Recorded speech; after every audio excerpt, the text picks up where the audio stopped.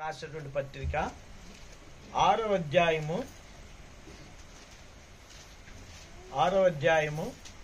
10వ వచనం నుంచి 18 వరకు మనం మార్చి చదువుకుందాం. అపోస్తుడైన పౌలు ఎఫెసీ రాసిన పత్రిక 6వ అధ్యాయము 10 నుంచి 18 వరకు మనం మార్చి చదువుకుందాం. తుదకు ప్రభు యొక్క మహాశక్తిని బట్టి ఆయన యందు బలవంతులయుండుడి.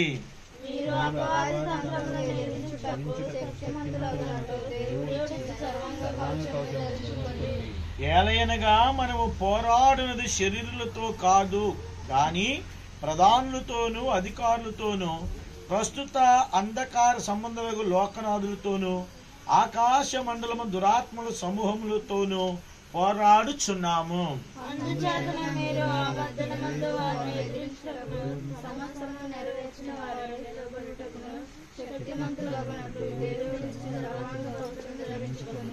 ఎలాగనగా మీ నడుమునకు సత్యమును దట్టి కట్టుకుని నీతిని మైమరువు తొడుక్కుని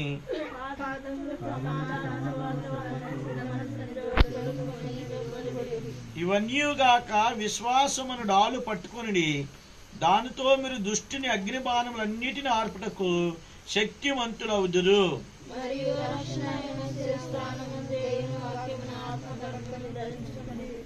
ఆత్మ వలన ప్రతి సమయమందును ప్రతిదమైన ప్రార్థనను విజ్ఞాపన చేయుచు ఆ విషయమై సమస్త పరిశుద్ధుల నిమిత్తము పూర్ణమైన పట్టుదలతో విజ్ఞాపన చేయుచు మెలకువగా ఉండుడి. ప్రార్థన చేసుకోండి. మీ కుమారుడు మా ప్రభు అయిన యేసుక్రీస్తు వారి శ్రేష్టమైన నామమును బట్టి వందనాలు చెల్లిస్తూ మీ పాదం ఎద్దుకు వచ్చాం. మీరు అనుగ్రహించిన శ్రేష్టమైన మంచి సమయాన్ని బట్టి వందనాలు.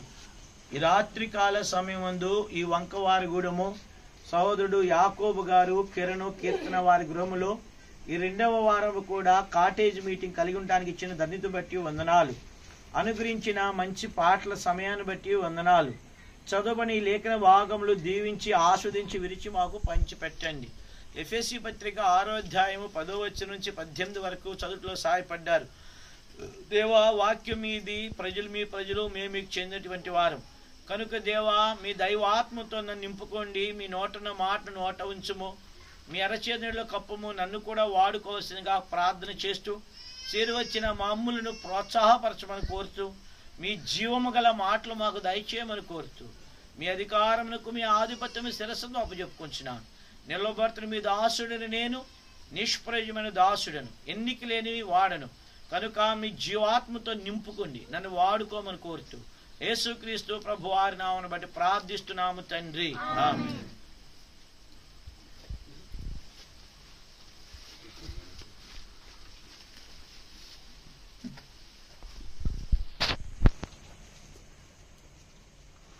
మనము గడిచినటువంటి దినాల నుంచి మనం ఏం ధ్యానిస్తున్నాం? సర్వాంగ కవచం కదా. అపోస్తుడైనటువంటి పౌలు ఈ ఎఫెసీ సంఘానికి ఒక క్రైస్తవుడు ఏ విధముగా క్రైస్తవుడిని దేంతో పోల్చాడంటే ఒక సైనికుడితో పోల్చాడు. చూసాం గడిచిన దినాల్లో. కాబట్టి సైనికుడు దేనికి సిద్ధపడాలి? యుద్ధానికి సిద్ధపడాలి కదా. అయితే ఈ లోక సంబంధమైన సైనికుడు కనబడే శత్రువుతో యుద్ధం చేస్తాడు. కానీ మన శత్రువు కనబడడు. కాబట్టి అక్కడ రాశాడు ఏమిటంటే ఆకాశ మండలం అందున్నటువంటి దురాత్మల సమూహముతో మీరు ఏం చేస్తున్నారు? పోరాడుచున్నారు అన్నాడు. దేంతో పోరాడాలి మనం? కనబడనటువంటి దురాత్మల సమూహము. తర్వాత ఏమన్నాడంటే శరీరులతో కాదు గాని ప్రధానులతోనూ అధికారులతోనూ ప్రస్తుత అంధకార సంబంధులకు లోకనాథులతోనూ ఆకాశ మండలం దురాత్మల సమూహములతోనూ పోరాడుచున్నాం. చూడండి, పోరాటం. కాబట్టి సైనికుడు ఎప్పుడు కూడా పోరాడుతూనే ఉంటాడు. సైనికుడు మన భారతదేశం యొక్క సరిహద్దులో ఉండే సైనికులు త్రివర్ణ దళం అంటారు. ఒకరు మిలిటరీలో ఉంటారు, ఇంకొకరు ఏంటి నేవీ నీళ్ళలో ఉంటారు, నీళ్ళ మీద యుద్ధం చేస్తారు, మూడవదిగా గాల్లో యుద్ధం చేస్తారు, అది ఎయిర్ ఫోర్స్ అంటారు. అంటే ఈ 3 దగ్గర నుంచి భారతదేశానికి ఏముంది, ముప్పు పొంచి ఉంది కదా. కాబట్టి వాళ్ళ సైనికులు అజాగ్రత్తగా ఉన్నారనుకోండి, ఏమైపోద్ది, దేశంలోనికి వచ్చేసి దేశాన్ని అంతటిని ఏం చేస్తారు, నాశనాన్ని చేస్తారు. కాబట్టి అలాగే విశ్వాస యొక్క జీవితంలో కూడా యేసుక్రీస్తు ప్రభువారి పిల్లలమైన మనము, రక్షించబడినటువంటి మనము ఎవరమంట, క్రీస్తు యేసు యొక్క మంచి సైనికులము. ఎవరమంట మనం, చెప్పండి గట్టిగా, ఎవరమే, క్రీస్తు యేసు యొక్క మంచి సైనికులము. ఇక్కడ గడిచినటువంటి దినాల్లో ఏమని సైనికులు చూసామా గడి చెప్పాలి, చూసామా కదా. సైనికుడు ఏమేమో కలిగి ఉన్నాడని చూసాం. ఆ పైన ఏం కలిగి ఉన్నాం, శిరస్త్రాణము, రెండవది ఏంటి, నీతి అని మైమరుపు, ఖడ్గం దేని గుర్తు, వాక్యానికి గుర్తు, ఈ డాలు దేని గుర్తు, విశ్వాసానికి గుర్తు. కాబట్టి ఈ యొక్క షూస్ ఉన్నాయి కదా, ఈ షూస్ దేని గుర్తు అని అంటే, దేనికంట, సమాధానము సువార్త వల్ల సిద్ధ మనసును జోడు. ఎందుకు మీరు అనుకోవచ్చు, ఎందుకు ఈ ఫోటోలు చూపిస్తున్నారు, ఈ ఫోటోలు లేకుండా చెప్పలేరా అనుకోవచ్చు. దీనికి ఒక కారణం ఉంది, ఒక మాట నేను చెప్తాను. మన భారతదేశంలో బీహార్ రాష్ట్రం ఉంది. బీహార్ రాష్ట్రములో చాలా ట్రైబుల్స్ ఉంటారు. ఈ యొక్క ట్రైబుల్స్ ఏంటంటే, ఒక ట్రైబుల్ ఏంటంటే మాల్టో ప్రజలు. వాళ్ళు కొండల మీద ఉంటారు. 5 జిల్లాలు కొండల మీద ఉంటాయి. పెద్ద కొండ చాలా వ్యాపించి ఉంటుంది. 5 జిల్లాలు, కనీసం 500 గ్రామాలు ఉంటాయి. వాళ్ళు 40 సంవత్సరాల కంటే మాల్టో ప్రజలు అండి. వాళ్ళు ఎవరు అంటారు, మాల్టో.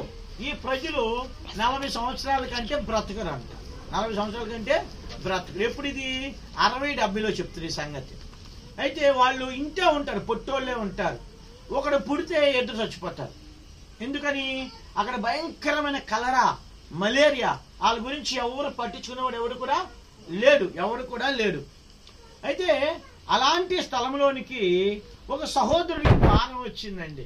ఏం భారం అంటే, ఆయన పేరు జయరాజు, తమిళం తప్ప ఆయనకి ఏమీ తెలియదు. అయితే ఆయన భారం వచ్చి, నేను వెళ్ళి అక్కడ సేవ చేయాలి నేను అని అంటా ఉన్నారు. అంటే వీళ్ళకి అక్కడికి వెళ్ళాలంటే ఏం కావాలి, భాష రావాలి. ఇప్పుడు అంటే మన ఏం చేస్తున్నారు, తెలుగు వచ్చి అందరూ మాట్లాడుతున్నారు. ఒకవేళ తెలుగు రాలేదు అనుకోండి, ఇప్పుడు నేను నాలాంటి ఏం చేయాలి, కోయి భాష నేర్చుకోవాలి. కోయి భాష నేర్చుకుంటేనే ఉండగలం. లేకపోతే నా మాట మీకు తెలీదు, మీ మాట నాకు తెలీదు. నేను ఏదో అంటాను, తిన్నారా అంటాను, మీరేమంటారు, తిస్తున్నాడు ఏంటి ఈడు అనుకుంటారు కదా. కాబట్టి అట్లాగనా భాష రావాలి. సరే, ఎలాగోలా కష్టపడ్డాడు, ప్రయాసపడ్డాడు, భాష నేర్చుకున్నాడు. ఆయనకి 2 పిల్లలు, ఒక భార్య. వీళ్ళు నలుగురిలో పాప పెద్దది కనుక పాపను స్కూల్లో జాయిన్ చేసి, హాస్టల్ జాయిన్ చేసి వెళ్ళిపోయారు. 2 సంవత్సరాలు 3 సంవత్సరాలు ప్రయాసపడి వాళ్ళకి, మాల్టో ప్రజలకి ఇలాగన యేసుప్రభువారు సువార్త చెప్తూ ఉన్నాడు. యేసుప్రభువారు ఆయన దేవుడై ఉండి మరణించాడు, శిలువ మీద మరణించాడు, మన పాపాల కొరకు చనిపోయాడు, తిరిగి లేచాడు అని ఇలాగ ఫోటోలు చూపిస్తూ వచ్చాడు. కానీ 3 సంవత్సరాల్లో ఒక్కరు కూడా రక్షణ పొందలేదు. 3 సంవత్సరాలు ఒక్కరు కూడా దేవుని దగ్గరికి రాకపోతే చాలా బాధ వచ్చేసింది. ఆ టైంలో వాళ్ళు ఏం చేసేవాళ్ళంటే తెలుసా, పాటలు పాడినప్పుడు గుంపులుగా వచ్చేవాళ్ళంట. పాటలు అంటే చాలా ఇష్టం అంట. వీళ్ళు మిషనరీ కదా, పాటలు పాడుతుంటే వాళ్ళు కూడా డప్పులు తెచ్చుకుని వాయిస్తూ ఉండి గంతులు వేస్తూ ఉండేవాళ్ళంట. అయితే పాటలు అయిపోగానే, వాక్యం చెప్పగానే కొంతమంది నుంచి కొంతమంది వెళ్ళిపోవాళ్ళంట. అయితే ఒక రోజున ఆ జయరాజు గారికి కూడా మలేరియా వచ్చేసి, చిన్న కొడుకు కూడా మలేరియా వచ్చేసింది. ఒకరోజు భయంకరమైనటువంటి వర్షాలు వస్తున్నాయి, అసలు ఎడతెరిపి లేకుండా వర్షాలు కొండ మీద. ఇక్కడ అంటే మనకు బాగా రోజు పొద్దు, కానీ కొండల మీద రోజు నిత్యము వర్షాలు ఉంటాయి. ఎక్కడ అరకు వ్యాలీ సైడ్ చూస్తే వర్షాలు పడుతూనే ఉంటాయి. వర్షాలు పడినప్పుడు ఎవరు ఉండరు, ఇది చిన్న చిన్న గుడిసెల్లో ఉంటారు. కాబట్టి ఇప్పుడు ఒకరోజు వచ్చింది తగ్గలేదు, 2 రోజులు వచ్చింది తగ్గలేదు, అర్ధరాత్రి అయింది. అర్ధరాత్రి అయిన సమయంలో సాయంకాలం అవుతున్న సమయంలో ఈయన బాత్రూమ్కి వెళ్ళి పడిపోయి అక్కడ చచ్చిపోయాడు. ఆయన చచ్చిపోయిన జయరాజ్ అనే ఆయన మిషనరీ చచ్చిపోయాడు. చచ్చిపోయిన ఒక అరగంటకి కొడుకు కూడా చచ్చిపోయాడు. ఈ తల్లి ఒక్కటే ఉంది. ఇప్పుడు బయటకు వచ్చి చూస్తే ఎవడూ లేడు. చూస్తుంది చూస్తుంది చూస్తుంది, ఇప్పుడు ఎవరికీ చెప్పాలి కదా. అంతలోకి ఒకడు వెళ్తూ వెళ్తూ ఏమన్నాడంట, మన ప్రైజ్లా చెప్తాం కదా, అక్కడ జై మసీ అంటారు. ఏంటి? యేసుకి జై. కాబట్టి మనం ఏం చెప్తాం? ఏం చెప్తాం? Praise lord. కానీ వాళ్ళు ఏమంటారు? జై మసీ అంటారు. కాబట్టి జై మసీ కాదురా, నువ్వు ఆగరా ఆగరా అని పిలిచిందాన్ని. పిలిచి ఒరే నాన్న జరిగిందిరా, కొండ కిందన అంటే కొండ కిందకి రావాలంటే దాదాపు 8 గంటల ప్రయాణం. కొండ కింద ఉంటారు ఒక ఆయన, తమిళ ఆయన, వ్యాపారం చేసుకుంటున్నాడు, ఇలా సంగతి చెప్పరా అన్నారు. సరే వెళ్ళి ఆయన చెప్తే ఆయన పరుగున వ్యాన్ తీసుకొచ్చి కొండ కింద తీసుకొచ్చి వాళ్ళిద్దరిని సమాధి చేశాడు కొండ కింద. ఇంకా ఈమెను తీసుకెళ్ళిపోయారు, తమిళనాడు తీసుకెళ్ళిపోయారు. 2-3 నెలలు అయిపోతా ఉంది, ఇంకెవరు మిషనరీలు వెళ్తలేదు అక్కడికి. ఆ సమయంలో ఒక 10 మంది తాగుబోతులు కొండ కిందకు వచ్చి తాగేసి నడుచుకుంటూ కొండపైకి వెళ్తా ఉన్నారు. సాయంకాలం పూట వెళ్తా ఉంటే అక్కడ వాళ్ళిద్దరూ 10 మంది నడుస్తున్నారు పొట్టోళ్ళు. ఒక ఎత్తైన ఒక ఆయన తెల్లని వస్త్రాలు ధరించుకుని ముఖమంతా ప్రకాశమైనటువంటి ఒక వ్యక్తి వాళ్ళని దాటుకుంటూ వెళ్ళిపోయాడు. ఆయన రూపము ఎలా ఉందంటే ఎంతో గంభీరంగా ఉంది. వీళ్ళు ఎప్పుడు ఆయన ముఖాన్ని చూడలేదు. వీళ్ళు తాగినంత దిగిపోయింది, దెబ్బకి తాగినంత ఏమైపోయింది, విభ్రాంతిలోకి వెళ్ళిపోయారు. సరే ఆయన ముఖం చూద్దామని పరిగెత్తుకుని వెళ్ళి ఆ కొండ ఇలా తిరుగుతున్నప్పటికీ ఆయన అక్కడ కనబడలేదు. ఈ 10 మందికి మతిపోయి కింద కూర్చుని పోయి ఆలోచిస్తా ఉన్నారు. ఒరే మనం చూస్తే ఎంతే ఉంటాము, ఈయన చూస్తే ఎంతున్నాడు, ఎప్పుడు మనం ఆయన చూడలేదు, ఈయన ఎక్కడో చూసినట్టుందిరా అన్నాడంట ఒకడు. ఇంకొకటి అన్నాడంట, ఒరే నేను కూడా చూసినట్టు గుర్తుందిరా అన్నాడంట. ఆలోచిస్తున్నారు, ఎవరు చూస్తున్నారా అని ఆలోచిస్తుంటే ఒకడు టైలు వేసాడంట. ఒకడు లేచి ఒరే మన మధ్యలో ఆయన చనిపోయాడు కదా మిషనరీ, అప్పుడు ఒక బొమ్మ చూపించాడు కదరా, ఆ బొమ్మలో ఉన్నాడు కదా దేవుడు, ఆ దేవుడే ఈయన, ఆయన ముఖం ఈయన ముఖం ఒకటేరా అనగానే వీళ్ళు ఏమని చెప్పారంటే వెళ్ళి తెలుసా, అందరికి వెళ్ళి రే తన భక్తుడు చచ్చిపోయాడని, తన భక్తులే లోటును తీర్చడానికి, ఆ భక్తుడు నడిచిన ఊర్లన్నీ దర్శించడానికి ఆ దేవుడే దిగి వచ్చాడురా, కొండల్లో నడిచాడురా అని చెప్పి ఊరు దగ్గరికి వెళ్ళిపోతే ఊరందరూ మారుమనసు పొందారు, రక్షించబడ్డారు. అనేక మంది రక్షించబడ్డారు. ఈ సంగతి మిషనరీలు విని అక్కడికి పరిగెత్తుకుని వెళ్ళి సేవ మొదలెట్టారు. చూడండి, ఇప్పుడు 40 సంవత్సరాలు కాదు, 50 సంవత్సరాలకు బతుకుతున్నారు. చూసారా? కాబట్టి ఇక్కడ మనం జ్ఞాపకం చేసుకోవాల్సింది ఏమిటి అని అంటే, చెప్పడం కంటే చెప్పి చూపించడానికే. అందుకే మీకు గుర్తుంటుందని. చూడండి, వాళ్ళకి ఏం గుర్తున్నాయి? యేసయ్య గుర్తు లేదు, కానీ యేసు ప్రభువు ముఖం గుర్తుంది. రైట్. అందుకనే మనము చూపిస్తూ ఈ పరిచర్య మొదలు పెట్టాం కదా. ఇప్పుడు మనం ఏం చూస్తున్నాం? నేను శారమ్మ గారు ఏం చూస్తున్నాం? ఈయన ఎవరు? ఏం చెప్పాలి? ఎవరైనా యాకోబు గారు ఎవరండి? సైనికులు. గడిచిన దినాల్లో మనం ఎన్ని వస్తువులు ఉన్నాయి ఈయనకి? ఒకటి హెల్మెట్, శిరస్త్రాణం. రెండవది ఏంటి? ఖడ్గం. మూడోది ఏంటి? డాలు. నాలుగోది ఏంటి? నీటి అని మైమరుపు. వాళ్ళు బాధ్యత చూసుకుంటారులే చిన్నపిల్లలు. మళ్ళా మొదటికి వచ్చాం. మొదటిదేంటి? శిరస్త్రాణం. రెండోది ఏంటి? ఖడ్గం. మూడోది ఏంటి? డాలు. నాలుగోది ఏంటి? మైమరుపు. ఐదోది ఏంటి? దట్టి. బెల్ట్ దట్టి, ఆరోది షూ, ఇసురు 6. కాబట్టి ఈ 6 విషయాలని పౌలు దేంతో పోల్చాడంటే శిరస్త్రాణానేమో రక్షణతో పోల్చాడు, ఖడ్గాన్ని దేంతో పోల్చాడు, వాక్యంతో పోల్చాడు, డాన్ దేంతో పోల్చాడు, విశ్వాసంతో పోల్చాడు, ఈ మైమరుపు దేంతో పోల్చాడు, నీతి పోల్చాడు, ఈ బెల్ట్ దేంతో పోల్చాడు, సత్యంతో పోల్చాడు, షూ దేని పోల్చాడు, సమాధానము సువార్త సిద్ధ మనసును జోడు. గడిచిన వారములో మనము రక్షణ శిరస్త్రాణం మనం చూసామా, రక్షణ శిరస్త్రాణము. కాబట్టి ఇక్కడ చూడండి ఏం చూసాం మనము,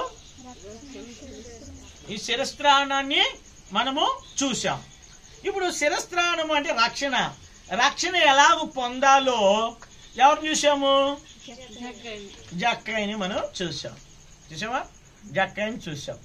సరే, జక్కయ్య తన ఇంటికి చేర్చుకున్నాడు కనుక ఇప్పుడు ఆ జక్కయ్య ఏమొచ్చింది, రక్షణనే శిరస్త్రాణం వచ్చింది. ఇప్పుడు సరిపోద్దా సైనికుడికి హెల్మెట్, సరిపోద్దా చాలు. ఏం కావాలి ఇప్పుడు, ఇదేంట్రా, ఏంటి చెప్పండి, ఇది కిరణ్ చెప్పరా, ఏంటి డాలు దేనికి, డాల్ దేనికి, అసలు డాల్ దేనికి, అడ్డు పెట్టుకోవడానికి. ఏంటండి, అడ్డు పెట్టుకోవడానికి. అంటే శత్రువు బాణములు వేసినా, శత్రువు ఏమి చేసినా ఏంటి అండి, అడ్డు. మనం ఎవరైనా కొట్టడానికి వస్తున్నారు అనుకోండి, చిన్నపిల్లవాడిని నాన్న కొట్టడానికి వచ్చాడు అనుకోండి, ఆడు పరిగెత్తుకు ఎక్కడికి వెళ్తాడు, అమ్మ దగ్గరికి వెళ్తాడు. అమ్మ ముందుకుంటాడా, అమ్మ వెనకాల దాగుతాడు, అంతేనా, అమ్మ వెనకాల దాగుతాడు. కాబట్టి ఎందుకంటే దెబ్బ తగిలితే ఎవరు తగలాలి, అలా అమ్మకి తగలాలి. అలా కొంత అమ్మమ్మలు కూడా ఏం చేస్తారండి, కొడతా ఉంటుంటే అడ్డుకుని ఇలా కొట్టద్దు అంటూ ఉంటారు. అయితే ఈ యొక్క విశ్వాసం అనే డాల్ ఈ రోజున మనము దేని కొరకు ధ్యానిస్తాం, విశ్వాసం అనే డాల్. ఈ డాల్ ఇప్పుడు రక్షించబడిన తరువాత క్రైస్తవ జీవితంలో అనేకమైన శ్రమల గుండా మనం వెళ్ళాలి. నిరుత్సాహం అనేది ఉంటుంది. కొన్నిసార్లు ప్రజలు మన మీద నిందలేస్తారు, కొన్నిసార్లు మన కష్టాలు వస్తాయి, కొన్నిసార్లు దేవుడు అనుమతించే వస్తాయి. ఇవన్నీ వచ్చినప్పుడు కొన్నిసార్లు మనం అనుకుంటాం, అబ్బా క్రైస్తవ జీవితం ఇంతేనా అనుకుంటాం. నేను అనేక సార్లు అనుకుంటా ఉంటాను, అయ్యో నేనే ఎందుకు శ్రమ పడాలి, నాకే ఇన్ని బాధలు ఎందుకు ఈ అన్ని ఆలోచిస్తున్నప్పుడు మనకి ఎంతో నిరుత్సాహం వస్తుంది. నిరుత్సాహం రాగానే ఇంకా భక్తి మీద ఏం పోద్ది, మనకి విశ్వాసము పోతుంది. కానీ బైబిల్ ఏం చెప్తుంది తెలుసా, హెబ్రీ పత్రిక 12వ అధ్యాయం 1వ వచనం చదవండి. హెబ్రీ పత్రిక 1వ అధ్యాయం 12వ వచనం త్వరగా చదవాలి. మళ్ళీ నాకు జూమ్ లో ఉపవాస ప్రార్థన ఉంది.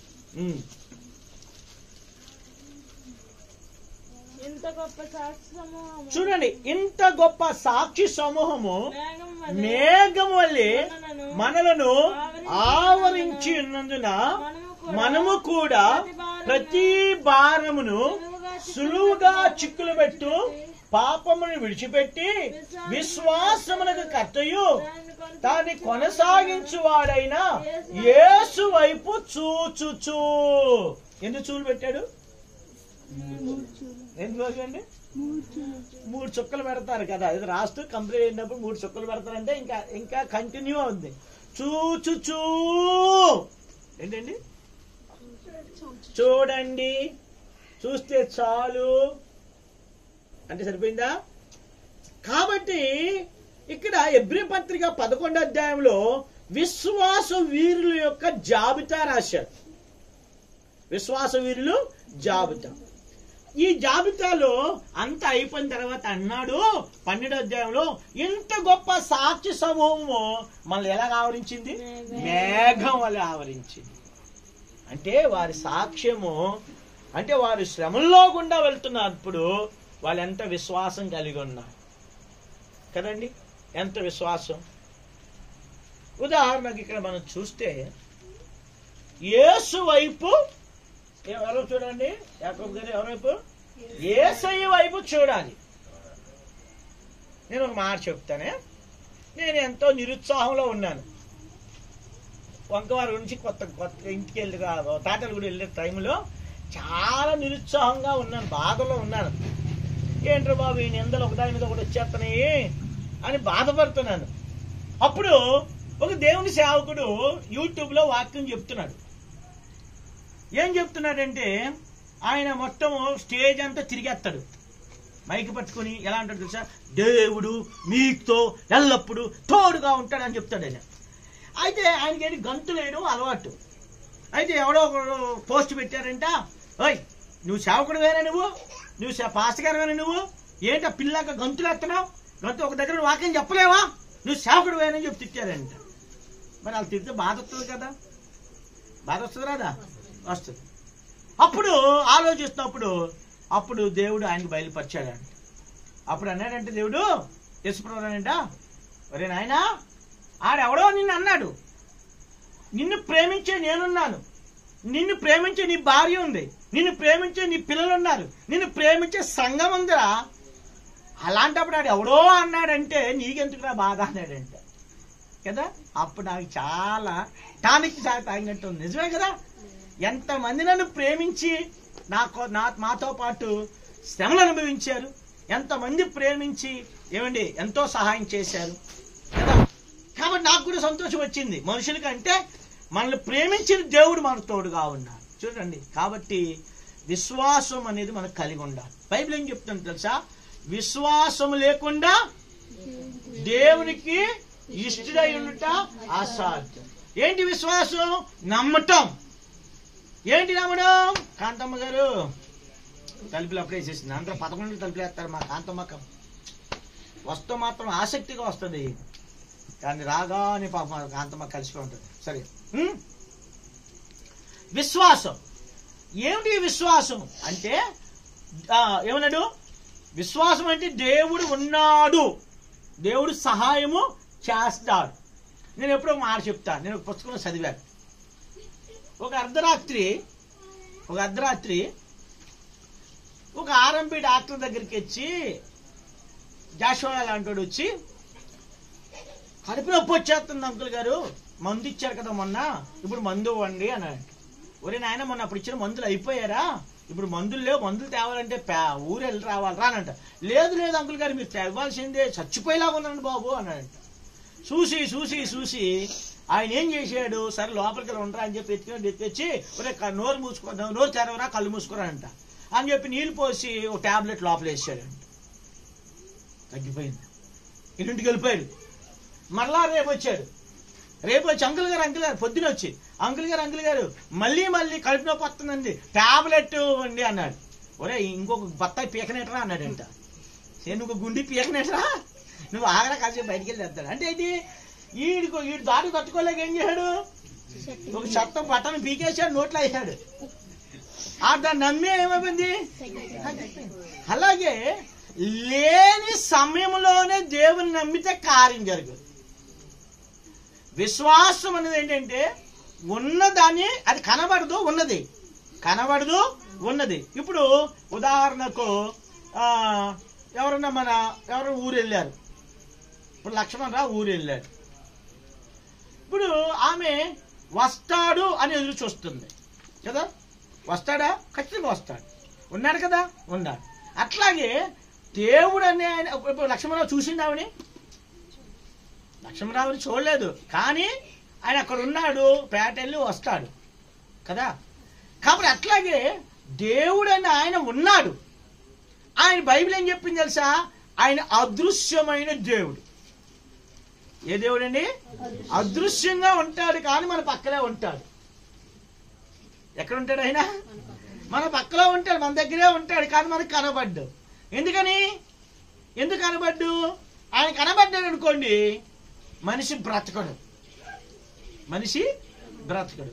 మోషే గొప్ప దైవజనుడు కదా. మోషే గొప్ప దైవజనుడు. ఆ దైవజనుడు ఒక రోజున దేవుణ్ణి అడిగాడు, దేవా నీ స్వరం వింటున్నాను, నీ మంచితనం చూస్తున్నాను, నీ అద్భుతాలన్నీ చూస్తున్నాను, ఒక్కసారి నువ్వు ఎలాగుంటావో చూడాలి అన్నాడు. ఇలాంటి కోరిక ఎవరో కోరలా. దేవుని మాట అంటేనే వణికిపోయేవాళ్ళు ప్రజలు, ఎందుకంటే గంభీరమైన మాట. అందుకే బైబిల్ ఏం చెప్పింది తెలుసా? ఆయన మాట, నా మాట అగ్ని వంటిది కాదా అన్నాడు. నా మాట బండలో యాకోబు గారు పర్లేదు కూర్చోండి, వారికి ఏమవుతుంది. నా మాట అగ్ని వంటిది కాదా, బండను బద్దలు చేయు సుత్తె వంటిది కాదా అన్నాడు. కాబట్టి ఇప్పుడు మోషే అడిగినప్పుడు మోషేతో దేవుడు చెప్పాడు, మోషే నన్ను చూచిన ఏ మనుషుడు ఏం చేయడు, బ్రతకడు. అయినా సరే మోషే చిన్నపిల్లలాగా, ఏది ప్రభావ నేను చూస్తాను, నేను చూడాల్సిందే. చిన్నపిల్లలు ఏం చేస్తారు, నువ్వు ఇస్తావా లేదా అని అడుగుతారు కదా, చిన్నపిల్లడు కదా దేవుని దగ్గర ఈయన. కాబట్టి అయితే నా ముఖాన్ని చూడలేవు, నా వెనక భాగం చూస్తావు అన్నాడు. అప్పుడు ఆయన తీసుకెళ్ళి ఎక్కడ పెట్టాడు తెలుసా? చీల్చబడిన బండలో పెట్టాడు. అంటే ఒక బండ ఉంది, ఆ బండ చీలిపోయింది, ఆ చీలిన బండలోనే పెట్టాడు.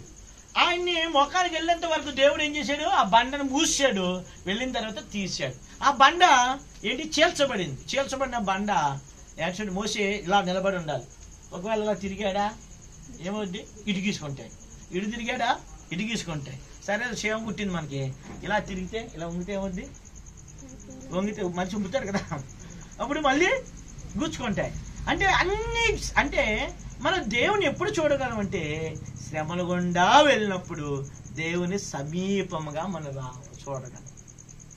అందుకే ఈ శ్రమల్లో నుండి విజయమును పొందాలంటే ఏం కలిగి ఉండాలి, విశ్వాసం అనే డాలును కలిగి ఉండాలి. ఏం కలిగి ఉండాలండి, విశ్వాసం. విశ్వాసం అనేది దేవునికి ఏమంటే విశ్వాసం లేకుండా దేవునికి ఇష్టండుట అసాధ్యం.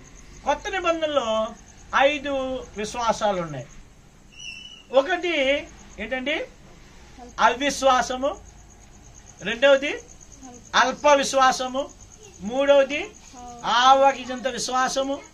నాలుగవది అమూల్యమైన విశ్వాసము. ఐదవది అతి పరిశుద్ధమైన విశ్వాసం. చెప్పండి ఇప్పుడు విశ్వాసాలు ఎన్ని చెప్పండి. ఏమో సారణమో చెప్పు. మొదటిది ఏంటి చెప్పాలి, చెప్పరా కిరణ్, నువ్వు చెప్పు.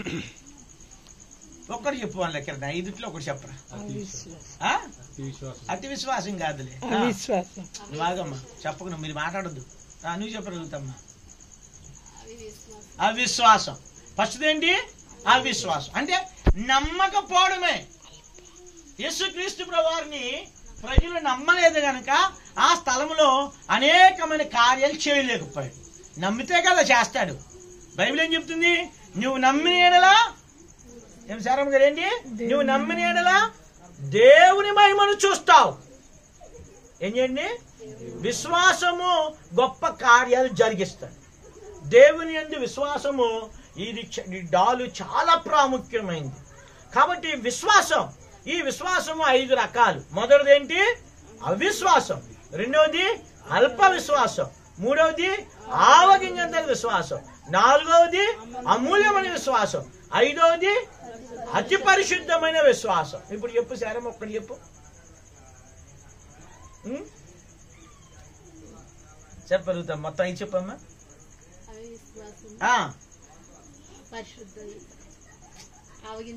డబ్బులు రా చీకట్లో కూడా లెక్కడెత్తారు మనల్ని.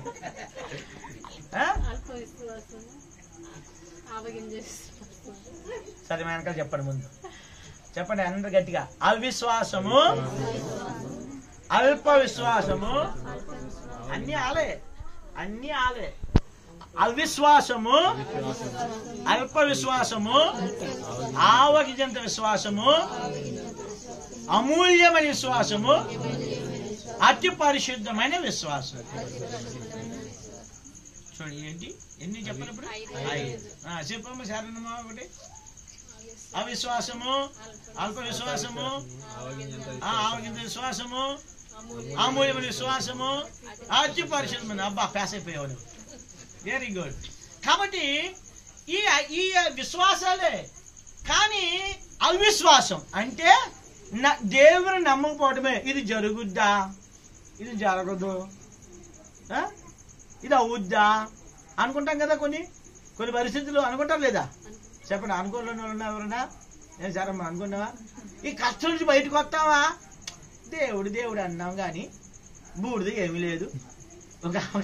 ఒక ఆవిడ అంది, దేవుడు దేవుడు పరలోకం లేదు, బూడిదే అంత బూడిదే అని అంది. ఇంకెందుకు క్రైస్తవం, ఎందుకు బూడిద అయితే? కాబట్టి నమ్మకపోవడం బట్టే దేవుడు అక్కడ కార్యాలు చేయలేదు. అలాగే మన జీవితంలో కూడా నమ్మకపోవడం బట్టే దేవుడు అనేకమైన కార్యాలు చేయలేదు. ఎందుకని? దేవుడు ఎవరు?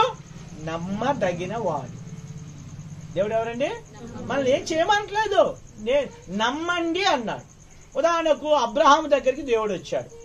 రాత్రి సాయంకాలం పూట దేవుడు వచ్చి అబ్రహాంకు పిల్లలు లేదు. అప్పుడు మొదటిసారి ఏమో నీ సంతానం ఇసుక వల్లే చేస్తానన్నాడు. అప్పుడు దేవుడు అబ్రహాం ఏం మాట్లాడలా. రెండోసారి వచ్చి దేవుడు ఏమన్నాడు? నీ సంతానం ఇసుక ఏమన్నాడు? ఆకాశ నక్షత్రం వల్లే చేస్తానన్నాడు. అప్పుడు వెంటనే ఆ మాటకు ఏం రాశాడు సార్? అబ్రహాము దేవుణ్ణి నమ్మి. అది నీతిగా దేవుడు ఏం చేయాలి. ఏ విశ్వాసం అది? చూడండి, అల్ప విశ్వాసం కాదు అది. అల్ప విశ్వాసం ఏంటి? దేవుణ్ణి నమ్మకపోవటమే. ఇప్పుడు మనం చూస్తే గానీ నమ్ముతాం. కానీ దేవుడు ఏదైతే చెప్పాడో, వాగ్దానాలు ఇస్తాడు దేవుడు మనకి. ఆ వాగ్దానాలు దేవుడు ఏదైతే చెప్పాడో అది చూడకపోయినను ఆయన చేస్తాడు, ఆయన సమర్థుడని ఏం చేయాలి? మనం నమ్మడం. రెండోది ఏంటి? అల్ప విశ్వాసం. ఇది మన దగ్గర చాలా పుష్కలం ఉంటుంది. అల్ప విశ్వాసం ఎలా ఉంటుంది తెలుసా? దేవుడు ఏదైనా కార్యం చేయగానే మనం ఇలా పొంగిపోతాం. నాకు మించినోడు లేడు. ప్రార్థన మొదలెడతాం, ప్రేమ గల తండ్రి, అబ్బా అద్భుతాలు చేసేవయ్యా, ఆశ్చర్యకార్యం చేసేవయ్యా, అబ్బా ఎంత దేవా, నమ్మదగిన దేవా అంటాం. అదే సమయంలో కష్టం రాగానే, దేవా అంత పని చేసావయ్యా, నిన్నేమేం చేసావు, ఈ రోజే పొడిసావు. అల్ప విశ్వాసం. ఏ విశ్వాసం ఇది? దీనికి ఉదాహరణకు శిష్యులు సముద్రం ఉన్న ప్రయాణం చేస్తా ఉన్నారు. యేసయ్య ఏమన్నాడు? ఎంతమంది శిష్యులు? 12 మంది. 12 మంది అయితే యేసుప్రభువారు అద్దరికి వెళ్ళిన తర్వాత మీరు ముందు వెళ్ళిపోయి నేను వెనకాల వస్తాను, ప్రార్థన చేసుకొస్తాను. సాయంకాలం బయలుదేరాలి. సగం వచ్చేటప్పటికి సముద్రం ఏం చేస్తే పొంగుతుంది. నడిజాముకి వచ్చేటప్పటికి అంటే 4వ జాము దగ్గరికి వచ్చేటప్పటికి కూడా గాలి అక్కడే ఉన్నారు. సగంలో ఉన్నదానికి సగం బాగుంది ఎన్నిట్లా. అయితే యేసుప్రభువారు చూసి ఆయన ఏం చేశారు? నడుచుకుంటూ వస్తుంటే వాళ్ళు ఏమన్నారు? ఈయనేమో వాళ్ళు సహాయం చేద్దామని వస్తుంటే వాళ్ళు ఏమన్నారు? భూతం అన్నారు యేసుప్రభువారిని. నేనే భయపడొద్దు, ధైర్యం తెచ్చుకోండి అని చెప్పాడు. చెప్పిన తర్వాత ఈ 12 మంది యేసయ్యా కాదు డౌట్గా ఉంది. అప్పుడు పేతురు గారు లేచి ఏమన్నాడంటే, యేసయ్యా నువ్వే అయితే నాకు కూడా నడిచి వచ్చేటట్టు ఏం చేయాలి? సెలవివ్వు అన్నాడు. ప్రపంచ చరిత్రలో యేసుప్రభువారి తర్వాత నీళ్ళ నడిచింది పేతురే. వరల్డ్ రికార్డ్ ఇది, గిన్నీస్ బుక్ లో ఎక్కించాడు. కాబట్టి యేసుప్రభువారు చూస్తూ నడిచాడు. చూడగానే పక్కన గాలి బోయని వచ్చేసింది. వచ్చేటప్పటికి ఏం చూశాడు? మనమేం చూస్తాం? ఎప్పుడైతే గాలిని చూశాడో మునిగిపోతున్నాడు. ప్రభువా రక్షించు అన్నాడు. వెంటనే దేవుడు చేయబడి లేపాడు. అప్పుడు ఏమనంటే, అల్ప విశ్వాసి ఎందుకు సందేహించితివి? సందేహించినప్పుడు మనం ఎవరమే? అల్ప విశ్వాసం. మూడవది, ఈ 2 కూడా పనికిరావు మన దగ్గర. ఈ 2 కూడా క్రైస్తవ జీవితానికి పనికిరావు, ఇరిగిపోతాయి. డాలు పటిష్టంగా లేకపోతే కట్టె తెచ్చి ఒక్కరు ఏటేస్తే డాలు బాగుంటేనే మనిషి బతుకుతాడు. అది బద్దలైపోతే ఇంకో డాల్ ఆగు మళ్ళీ వస్తాను, డాల్ తెచ్చుకుంటాను, యుద్ధం చేద్దాం అంటాడా? అంటే పోడుస్తాడు, పొడిచేస్తాడు. అందుకని పరీక్షిస్తారు. అలాగే మన విశ్వాసం పరీక్షించబడాలి. రెండవది ఏమన్నాడు? రెండవది అల్ప విశ్వాసం. మూడవది ఏంటి? ఆవగింజంత విశ్వాసం. ఆవాలతో ఎందుకు పోల్చాడు యేసయ్య? ఆవాలు తీసుకెళ్లి నూట్లో వేపితే ఎంత పెద్ద అవుతాయా? మనం మింగేసాం అనుకో కరుగుతాయా? రేపు పొద్దున్న చూసుకుంటే తెలుస్తుంది మనకి కదా. రాసులు వెళ్ళిపోతుంది మింగితే. తీసుకెళ్ళి ఫ్రిడ్జ్లో పెట్టామనుకో ఏమన్నా చీకిపోతాయా, ముడిచిపోతాయా? యాజ్ టీజ్గా ఉంటాయి. అంటే మన విశ్వాసం ఎలా ఉండాలి శర్మ గారు? కష్టం వచ్చినా, బాధ వచ్చినా, ఇబ్బంది వచ్చినా, ఏదొచ్చినా మన డాల్ ఎలా ఉండాలి? ఎలా ఉండాలి? పటిష్టంగా ఉండాలి. కాబట్టి ఆవగింజంత విశ్వాసం ఉంటేనంట దేవుడు అద్భుతాలు చేస్తాడంట. అందుకే యేసయ్య ఏమన్నాడు? అన్ని కూరల్లో ఆవగింజంత తక్కువది, కానీ అది వేసినప్పుడు ఇది ఎంతో ఫలిస్తుంది. అంటే మన చిన్న విశ్వాసం ఉంటే చాలు, సామాన్యమైన విశ్వాసం. నేను ఒక మాట చెప్తాను విశ్వాసం గురించి. నేను మా అన్నయ్య రాజమండ్రి సేవలో ఉన్నాం. ఇప్పుడు కాన్వికేషన్ పెడుతున్నారు అంకుల్ గారు. కొబ్బరి చెట్లు కొట్టాలి, జామ చెట్లు, కొబ్బరి చెట్లు కొట్టాలి. మాకు రాదు కనుక ఒక ఆయన మన యాకోబు గారు లాగా చెట్లు నరికి ఆయన ప్రార్థనకు వస్తాడు. ఆయన పేరు సుబ్బారావు గారు. కాతేరు అటు మన ముగ్గళ్ళ మునికోళ్ళ నుంచి వస్తాడు ఆయన. ఇప్పుడు ఆయన ఉన్నారో లేదో తెలియదు కానీ మంచి విశ్వాసి, సామాన్యంగా ఉంటాడు. అయితే మేము ఆయన కొడతాం, మేము ఆయన తీసుకు బయట రావాలి. అక్కడికి వెళ్ళట్లేదు, కరెంటు సీమలు కుట్టుపడేస్తున్నాయి. కుట్టుపడేస్తుంటే మీ అందరం అన్ని గోక్కుంటూ బయటకు వచ్చేసాం.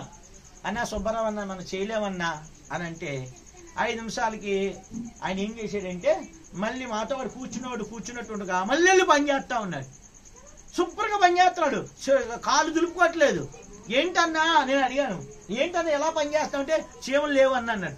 చీమలు లేవా అని నువ్వు చూస్తే నిజంగా చీమలు లేవు ఏంటన్నా అని అంటే ఆయన చెప్పాడు, అన్న చిన్న ప్రార్థన చేశాను, ప్రభువా నీ పని చేస్తున్నాను, ఈ చీమలు అడ్డుగా ఉన్నాయి, వీటిలన్నిటిని పంపించాయి. 5 నిమిషాలు లేవు, చీమలన్నీ ఏం చేసి వెళ్ళిపోయి. చూసారా విశ్వాసం? ఏమన్నా చూడు, సేవకు వచ్చిన మాకే అంత విశ్వాసం లేదు. సామాన్యమైన పుల్లలు నరుక్కుని చెట్లు కొట్టుకునే ఆయనకి ఎంత విశ్వాసం ఉంది? ఇప్పుడు దేవుని దృష్టిలో మేము గొప్పలు, వాళ్ళు గొప్ప, ఆయన గొప్పడా? చెప్పండి రా, ఎవరు గొప్పడు? అది చూసారా? అంటే సామాన్య విశ్వాసం ఉంటే దేవుడు ఏం చేస్తాడు? అద్భుతాలు చేస్తాడు. ఇప్పుడు 3 చెప్తాం. మొదటిది ఏం చెప్పాము? అవిశ్వాసం. రెండవది అల్ప విశ్వాసం. మూడవది ఆవగింజంత విశ్వాసం. 4వది ఏంటి? అమూల్యమైన విశ్వాసం. ఈ విశ్వాసము పేతురు గారు దేంతో పోల్చాడు తెలుసా? బంగారంతో పోల్చాడు. దేంతో పోల్చాడు? నశించిపోవు శుద్ధ సువర్ణము అగ్ని చేత ఏం చేయబడుతుంది? పరీక్షించబడుతుంది. అగ్ని చేత ఏం చేయాలి? పరీక్షించబడుతుంది. ఎందుకని? భూమిలో నుండి బంగారం తీస్తారు, మన ఒంటి మీదకి వచ్చేటప్పటికి అది ఎన్నో పరీక్షలు గుండా వెళ్ళి కాల్చబడి ఏమవుద్ది? సాగుగొట్టబడి వెళ్తూ ఉంటుంది. అంటే అప్పుడు చాలా మంది ఒంట్ల మీద, మన ఒళ్ళు మీద ముక్కులకి చెవులకి పెట్టుకుంటా ఉంటారు. అది కంసాలు వాడికి ఇస్తే ఆ బంగారం తీసుకెళ్ళి ముద్దని తీసుకెళ్ళి ఇస్తే మాకు ఇలా చేయండి అంటే సరే రేపు వచ్చే చేసేస్తారంటడా. దాన్ని ఏం చేస్తాడు? ముందు మొత్తం కరిగించేస్తాడు. మొత్తం ఏం చేస్తాడు? కరిగిస్తాడు. కరిగించిన తర్వాత ఏం చేస్తాడు? చిన్న చిన్న ఊసలుగా చేస్తా ఉంటాడు. చూడండి, ఆ ఊసలు తిప్పి దాన్ని మళ్ళీ జాయిన్ చేసుకుంటూ ఎన్నో మళ్ళీ కాలుతాడు, నీటిలో పెడతాడు, మళ్ళీ పొయ్యిలో పెడతాడు, ఎన్ని కుంపట్లో పెట్టి కొడతా ఉంటాడు. చివరికి బంగారము నాకు వద్దు, నేను కుంపట్లోకి వెళ్ళా అన్నాను అనుకో, బంగారం ఎలా ఉంటుందండి? శర్మ మొద్దగానే ఉంటుంది, దేనికి పనికిరాదు. అది అందం ఉంటుందా? మొద్ద తెచ్చి బంగారం పైన పెట్టుకున్నాం అనుకో ఏముంటుంది? లేకపోతే ముక్కు తగ్గించుకోండి, చెవులు తగ్గించుకోండి. అండి మా వైజాగ్ సైడు కొంతమంది ఉంటారు, వాళ్ళ క్యాస్ట్ చెప్పను నేను, వాళ్ళు చాలా మంచోళ్ళు. వాళ్ళకి ఎలా ఉంటుంది తెలుసా? ఈ ముక్కుకు ఒక రింగు, ఈ ముక్కుకు ఒక రింగు, దీనికి ఒక రింగు, దీనికి ఒక రింగులు, ఇలా రింగు పెద్ద అవి ఎంతో 2 ఏమంటారండి తులాలు, 2 తులాలు 3 తులాలు ఉంటాయి. కొంతమందికి ముక్కులు సాగిపోయి ఉంటాయి, బంగారం వెళ్ళాక జిప్పులు సాగిపోయి ఉంటాయి. ఒక రోజున ఒక దొంగోడు అక్కడ అసలు ఆ ఊర్లో ఆ పేటలోనే ఆ క్యాస్ట్లోనే చాలా బంగారం ఉంటుంది. ఒక్కొక్కరి దగ్గర కేజీ బంగారం ఉంటుంది అంటారు. చిన్నప్పుడు చెప్పుకున్నాడు. ఒక ముసలోడు ఏం చేసి, ఒక దొంగోడు వచ్చి ఒక ముసలావిడ దొంగతనం చేయడానికి వెళ్ళాడు. ఆ ముసలి ఒక్కడ ఆవిడే ఉంది, నిద్రపోయి మా ఆయన నిద్రపోయింది. ఏం చేశాడు? ఓల్చుకోళ్ళు తీయక ముక్కు చెవులు కోసుకుని పోయాడు. చూసారా, బంగారానికి అంత విలువ ఉంది. ఇది ఎప్పుడు కాల్చబడి. అలాగే మనం విశ్వాసం కూడా పరీక్షించబడాలి కదా. అబ్రాహాము పరీక్షించబడ్డాడు, మన పితరులందరూ పరీక్షించబడ్డారు. అందుకని విశ్వాసం అనే డాలు అన్నారు. ఐదవది ఏంటండి? ఐదవది ఏంటి? అతి పరిశుద్ధమైన. అంటే ఈ విశ్వాసం ఎలా ఉండాలి? పరిశుద్ధంగా ఉండాలి. ఈ విశ్వాసం కలిగి ఉన్నప్పుడు శత్రువు తీసుకుని వచ్చే అన్నిటిని కూడా మనం ఏం చేయగలుగుతాం? జయించగలం. యేసు ప్రభువు దగ్గరికి అసలు గొప్ప విశ్వాస వీరుడు ఎవరు? ప్రపంచ చరిత్రలోనే, బైబిల్ చరిత్రలోనే విశ్వాస వీరుడు ఎవరు? యేసు ప్రభువే గొప్ప విశ్వాస వీరుడు. ఆయనకి మించిన విశ్వాస వీరుడు ఎవరు కూడా లేదు. ఆయనతో సాటి అయిన వారు ఎవరు కూడా లేరు. ఆయన ఎందుకో అంటే 40 రోజులు ఉపవాస ప్రార్థన చేశాడు. అప్పుడు మిక్కిలి ఆకలి కొన్నాడు. అప్పుడు అపవాది వచ్చి యేసు ప్రభువు ఎక్కడున్నాడు? అరణ్యంలో ఉన్నాడు. మంచి ఆకలి అయిపోతుంది. అయిపోయిన తర్వాత అపవాది వచ్చి ఏం చెప్పాడు? ఈ రాళ్లను రొట్టెలుగా చేయండి అనగానే మనం ఏం చేస్తాం? 40 రోజులు ఉపవాస ప్రార్థన చేసాము, చేసేస్తాం అని అనుకున్నాం. అయితే యేసయ్య ఏమన్నాడు అంటే తిండి మీద కూడా జయం. మనకి ఎవరైనా మంచి 4-5 మొక్కలు పెట్టి ఏదన్నా మాకు ఎక్కువగా అందరికి భోజనాలు పిలిచామండి. 10 మందిని పిలిచి 10 మందిలో వసంతకి 5-6 మొక్కలు ఎక్కువ వేసాం అనుకోండి, ఇంకా వసంత పిలిచినోడికి ఏమంటది? అబ్బా ఎంత ప్రేమ, ఎంత ప్రేమ అని ఏం చేస్తుంటే బిస్కెట్లు. కానీ యేసు ప్రభువు ఏమన్నాడు? మనుషుడు రొట్టె వల్ల జీవించడు కానీ దేవుని నోట వచ్చే ప్రతి మాట వల్ల జీవించు. ఎంత మంచి విశ్వాసం అండి యేసయ్య విశ్వాసం. అంటే ఆయనకి అక్కడే ఉంది, కానీ అపవాది మాట వినకూడదు. ఆయన అపవాదిని జయించాలి. అందుకే యేసు ప్రభువు అన్నాడు, ఏమన్నాడంటే మనుషుడు రొట్టె వల్ల జీవించుడు. మనుషుడు దేవుని జీవించుడు, రొట్టె వల్ల జీవించుడు, దేవుని వచ్చే ప్రతి మాట వల్ల జీవిస్తున్నాడు. ఓహో ఇలాగుందా అని చెప్పి రెండోసారి యేసు ప్రభువుని ఏం చేసాడు? అతను కొండ మీదకి, కొన్ని సువార్తలు దేవాలయ శిఖరం అన్నాడు, కొండ మీద తీసుకుని వెళ్ళి అక్కడ నుంచి వాక్యం ఉంది కదా, నువ్వు దూకినప్పుడు దేవదూతలు వచ్చి నిన్ను పట్టుకుంటారన్నారు కదా, పట్టుకుంటారో లేదో చూద్దామని. చూడండి ఎలా శోధిస్తుందో. మనమైతే ఏం చేద్దాం? దూకేద్దాం. కానీ యేసయ్య ఏం చెప్పాడు? నీ దేవుని శోధింపవద్దు. ఒత్తిడిగా ఏం చేయొద్దు? నిజంగా అకస్మాత్తుగా నువ్వు పడిపోయావు అనుకో, దేవుడు వచ్చి నిన్ను కాపాడుతాడు. కావాలని దూకావనుకో, ఏమండి, కావాలని పరీక్షలోకి వెళ్ళి ఏమి రాయిపోతే నా దేవుడు ప్యాస్ చేసేస్తాడు. నేను ఏంటి చేస్తాడా? నువ్వు ప్రయాసపడితే నీ ప్రయాసం దీవిస్తాడు దేవుడు. అంతే కదండి. ఇప్పుడు చెట్టు ఉంది, చెట్టు ఎక్కాలనుకున్న వాడికైతే చెట్టు ఎక్కుతాను అనుకోండి, ఎవడన్నా వచ్చి ఏం చేస్తాడు? తోస్తాడు. ఈ కూర్చున్న వాడిని తీసుకెళ్ళి చెట్టు మీదకి ఎక్కించాం అనుకోండి, ఆడు పైకి ఎక్కినట్టు ఎక్కి కింద దిగుతుంటాడు. ఎందుకంటే ఇష్టం లేదు. ఇష్టం లేదు. కాబట్టి అందుకని దేవుణ్ణి శోధింపవలదు. మూడవదిగా అయితే ఆయన మొత్తము చూపించి నువ్వు నాకు మొక్కితే దీన్ని మొత్తం లోకమంతా నీకు ఇచ్చేస్తాను. అప్పుడు ఏమన్నాడు? నీ దేవుడైన ప్రభువుని నువ్వు మొక్కాలి అని. అప్పుడు అపవాది విడిచిపెట్టి వెళ్ళిపోయాడు. అది విశ్వాసం. అందుకే ఎబ్రీ పత్రిక 12వ అధ్యాయంలో ఎవరండి అయినా విశ్వాసములకు కర్తయు దాన్ని కొనసాగించువాడైనా యేసు వైపు చూడు. నిందలు వచ్చాయా? యేసయ్యని చూస్తే యేసు ప్రభువు నింద ఎలాంటి నిందా? మాట చెప్పి ముగిస్తాను. జార్డాన్ ఖాన్ గారని గొప్ప దైవజనుడు.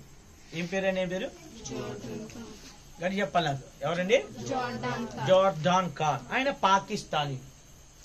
ఆయన వ్యాపారం చేసుకునేవాడు. ఆయన యేసు ప్రభువుని ఎరకమని వ్యాపారం చేసుకున్నప్పుడు ఒక హోటల్లోకి వచ్చాడు, కూర్చున్నాడు. ఇంకొక ఆయన, చాలా మంది ఉన్నారు. ఒక సర్వరు, హోటల్ సర్వర్లు ఉంటారు కదా, ఇలాగా ఏది పడితే సాంబార్ ఇడ్లీ కావాలంటే ఇలా తెచ్చుకుంటా ఉంటే ఎవడో ఒకడు ఏం చేశాడండి? తగిలాడు. తగిలితే ఈ ఇడ్లీ వెళ్ళిపోయి ముందోడి మీద పడిపోయింది. వాడు లేచి ఆ సర్వర్ని అల్లుపు వచ్చే వరకు గుద్దుతానే ఉన్నాడు, తిడతానే ఉన్నాడు, గుద్ది గుద్ది గుద్ది అలసిపోయాడు. ఈయన ఏమీ అనలా, ఇంకా తిడుతున్నాడు. తిడుతుంటే అందరూ చూస్తున్నారు. ఏదో తిడితే ఒక తిడతారు కానీ గుద్ది గుద్ది గుద్ది కొడితే ఊరుకుంటావు మనం? ఆడు 10 గుద్దులు గుద్దే, నువ్వు 2 గుద్దులు గుద్దావా?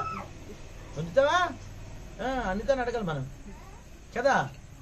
అది గుద్దులు గుద్దు. అయితే జార్డన్ గారిగా చూస్తున్నారు. అయిపోయిన తర్వాత వెళ్ళి, ఒరే నాయన, తప్పు నీది కాదు, నువ్వు తెస్తున్నావు, ఎవడో కొట్టాడు, పడిపోయింది, నిన్ను కొట్టమేంట్రా, నీవు కానీ తిరగబడితే నేను వచ్చాను గుద్దేద్దాం అనుకున్నాను నీ పక్షంగా అని జార్డన్ ఖాన్ గారు. ఆయన 6 అడుగుల పైన ఉంటారు ఆయన.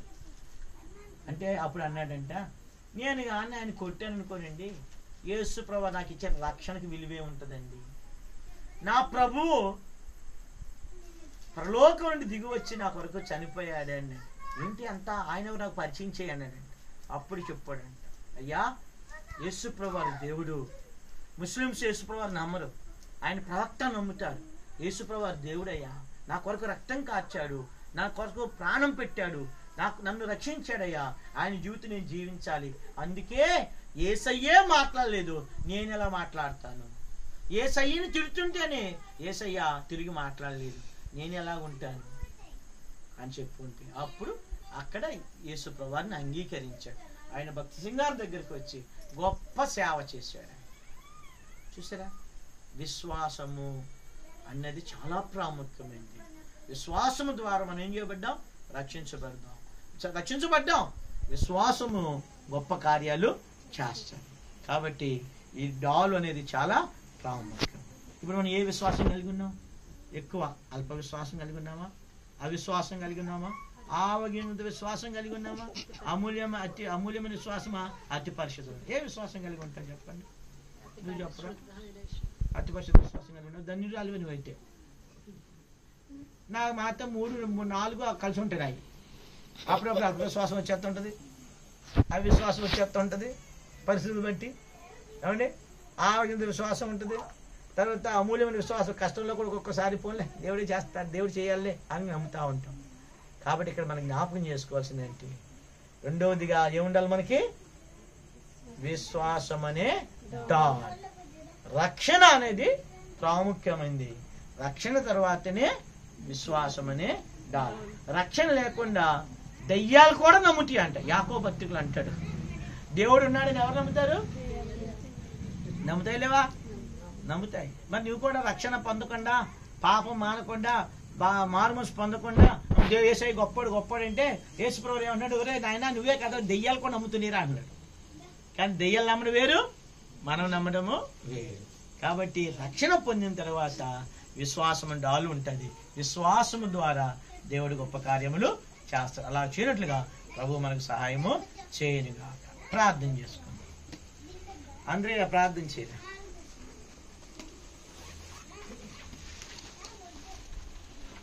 త్వరగా ప్రార్థించు.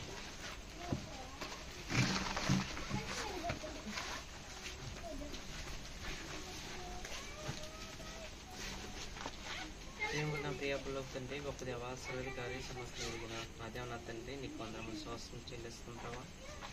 ఈ యొక్క దినాన్ని ప్రభావ మీరు ఈ విధంగా సమకూర్చిన రీతిని బట్టి ప్రభావ నీకు వందనములు. ప్రభావితరాను కుటుంబాన్ని మీరు జ్ఞాపకం చేస్తుండీ ప్రభావ, స్వర్గీయతను మీరు జ్ఞాపకం చేస్తుండీ. స్థిరమైన తండ్రి, ఈ యొక్క 2వ వారంలో ప్రభావ మీరు ఇచ్చిన జీవమైన లేక శక్తి బట్టి నీకు వందనములు. విశ్వాసమైన డాలను గురించి ప్రభావ మీ యొక్క జీవమైన వాక్యాన్ని మీకు దోషం ద్వారా తెలియపరుస్తూ వచ్చారు. అందును బట్టి ప్రభావ నీకు వందనములు. ఘనమైన తండ్రి, విశ్వాసానికి కర్త అయి ఉన్నారని మీరు జ్ఞాపకం చేస్తూ ఉంటారు. యేసు వైపు చూస్తున్నారని మీరు జ్ఞాపకం చేస్తూ వచ్చారు.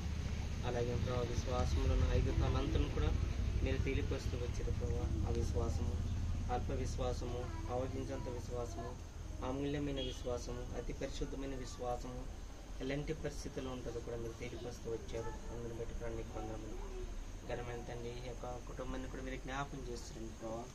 వారికి ఇచ్చిన బిడ్డలను కూడా మీరు జ్ఞాపకం చేస్తారండి. ఇప్పుడు ఇచ్చిన ఇక ప్రియమైన బిడ్డలను కూడా మీరు జ్ఞాపకం చేస్తారండి ప్రభావ. మా యొక్క జీవితాలను, మా యొక్క కుటుంబంలో మీరేగిన గొప్ప దేవుడు ఉన్నందుకు ప్రభావ నీకు వందనములు. ఘనమైన తండ్రి, ఉన్న వాటిని లేని వాటిగాను, లేని వాటిని ఉన్న వాటికి ఇచ్చే గొప్ప దేవుడు. మీరెంత అద్భుతమైన క్రియలు, ఆలోచన క్రియలు, మహత్క్రియలు చేసే గొప్ప దేవుడు ఉన్నందుకు ప్రభావ నీకు వందనములు. ఘనమైన తండ్రి, మీరు కలిగిన విశ్వాసమును మేము కూడా కలిగి ఉండాలని మీరు జ్ఞాపకం చేస్తూ వచ్చారు. అందును బట్టి ప్రభావ మీ యొక్క చేతులకు అప్పగించుకుంటున్నాం ప్రభావ.